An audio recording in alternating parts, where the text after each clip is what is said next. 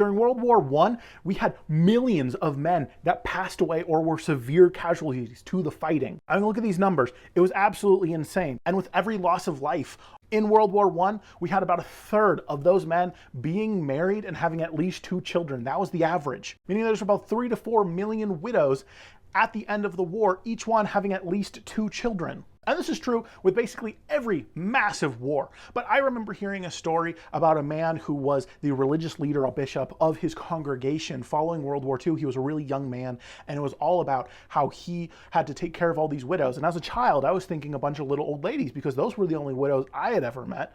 No, all of those women were in their 20s and 30s because their men had gone off to war and not made it back. My grandpa, one of my grandpas, for instance, that fought in World War II, he was in his 30s when he went off to war. And so, I mean, he didn't actually have kids, but he was engaged, and so it was a bit too much like me, also 29, not married. But